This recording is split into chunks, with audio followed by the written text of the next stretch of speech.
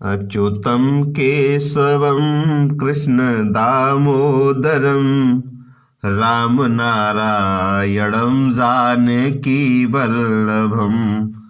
अच्युतं केशवं कृष्ण दामोदरं रामनारायणं जानकी वल्लभम्।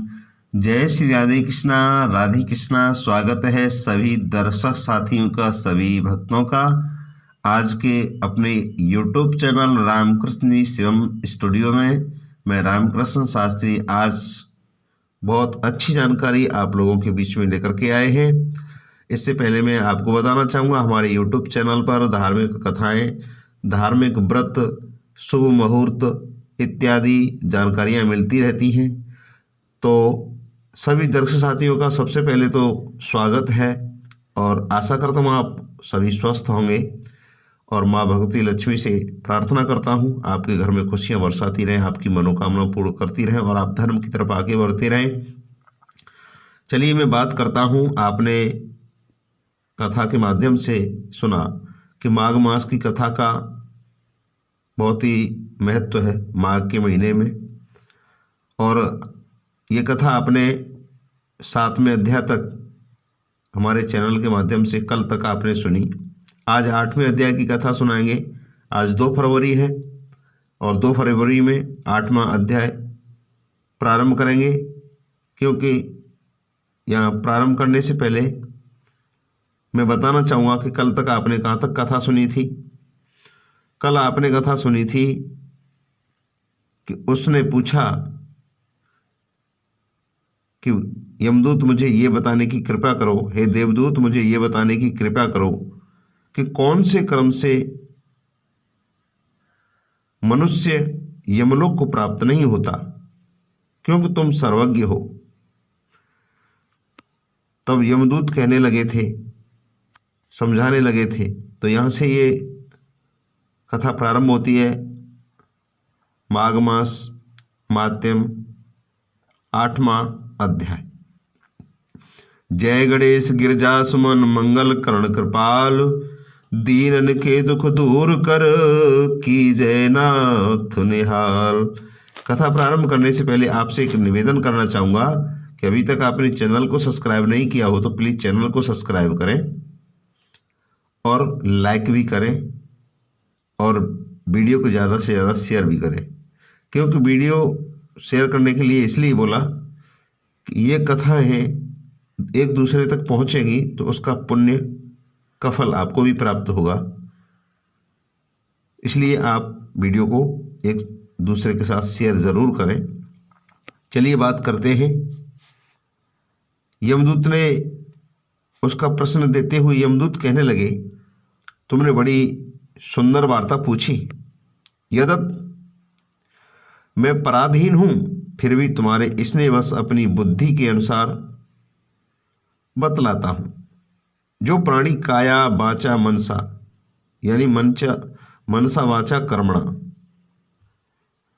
से कभी दूसरों को दुख नहीं देते, वे यमलोक में नहीं जाते। जो प्राणी काया से, वचन से, मन से कभी किसी को दुख नहीं देते, वो यमलोक में नहीं जाते। हिंसा करने वाले वेद, यज्ञ, तप और दान से भी उत्तम गति को नहीं पाते। अहिंसा सबसे बड़ा धर्म, तप और दान ऋषियों ने बतलाया है।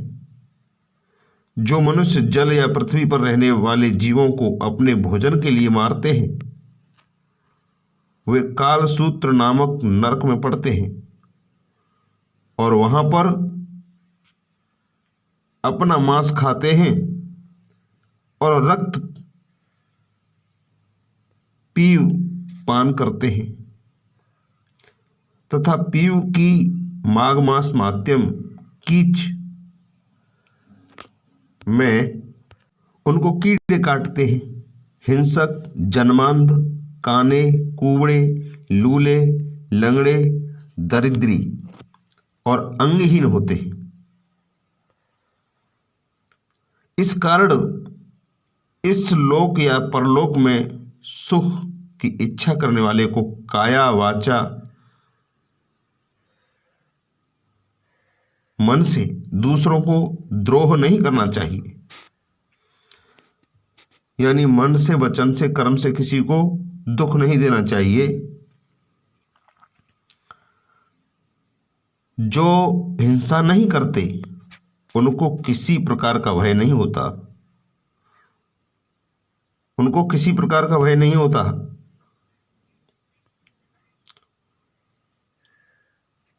और जिस तरह सीधी और टेढ़ी दोनों प्रकार की बहने वाली नदियां समुद्र में मिल जाती हैं, वैसे ही सब धर्म अहिंसा में प्रवेश कर जाते हैं। ब्रह्मचारी, गृहस्थ, वानप्रस्थी तथा यति सभी अपने अपने धर्मों का पालन करने और जितेंद्रिय रहने से ब्रह्मलोक को प्राप्त करते हैं। तो जलाशय आदि बनाते हैं, जो व्यक्ति जलाशय आदि बनाते हैं और सदैव 5 यज्ञ करते हैं, ये यमपुरी में नहीं आते। जो इंद्रियों के वशीभूत नहीं हैं, वेदवादी हैं और नित्य ही अग्नि यानी हवन का पूजन करते हैं, वे स्वर्ग को जाते हैं। युद्ध भूमि में जो सूरवीर को प्राप्त करते हैं, वे सीधे सूर्यलोक को जाते हैं, सूर्यलोक को प्राप्त होते हैं। जो स्त्री शरण में आए हुए द्रोह तथा ब्राह्मण की रक्षा के लिए प्राण देते हैं, रते में कभी स्वर्ग में, जो शरण में आए हुए द्रोह या ब्राह्मण की रक्षा के लिए अपने प्राण देते हैं, वो कभी स्वर्ग से नहीं लौटते। जो मनुष्य असहाय लोगों, वृद्ध, अनाथ, गरीबों का पालन करते हैं, वे भी स्वर्ग में जाते हैं। जो वैसे मनुष्य गौओं के लिए पानी की व्यवस्था करते हैं तथा जो लोग कुआं, तालाब, बावड़ी बनवाते हैं, वे भी सदैव स्वर्ग में निवास करते हैं। जैसे जैसे जीव अपने पानी पीते हैं, वैसे ही उनका धर्म बढ़ता है। जल में ही मनुष्य के प्राण हैं, इसलिए जो प्याऊ आदि लगाते हैं, अक्षय स्वर्ग को प्राप्त होते हैं। बड़े बड़े यज्ञ भी वह फल नहीं देते जो अधिक छाया वाले वृक्ष मार्ग में लगाने से देते हैं। जो अच्छे और अच्छी छाया वाले मार्ग के वृक्षों को काटता है, वह नरकगामी होता है। तुलसी का वृक्ष लगाने वाला सब पापों से छूट जाता है। जिस घर में तुलसी वन है, वह घर तीर्थ समान है और उस घर में कभी यमदूत नहीं आते। तुलसी की सुगंध से पितरों का चित्त आनंदित होता है और जो विमान में पितर बड़े आनंदित होते हैं और विमान में बैठ करके विष्णु लोक को जाते हैं। नर्मदा नदी का दर्शन, गंगा का स्नान, तुलसी दल का स्पर्श, यह सब बराबर बराबर फल देने वाले हैं। हर एक द्वादशी को ब्रह्मा भी तुलसी का पूजन करते हैं। रत्न, सोना, फूल तथा मोती की माला के दान का इतना पुण्य नहीं जितना तुलसी की माला के दान का। जो फल आम के 1000 और पीपल के 100 वृक्षों के लगाने से होता है, वह तुलसी के एक वृक्ष के लगाने से होता है। पुष्कर आदि तीर्थ, गंगा आदि नदी, वासुदेव आदि देवता सभी तुलसी में वास करते हैं। जो मनुष्य एक बार 2 या 3 बार रेवा नदी से उत्पन्न शिव मूर्ति की पूजा करता है तथा स्फटिक रत्न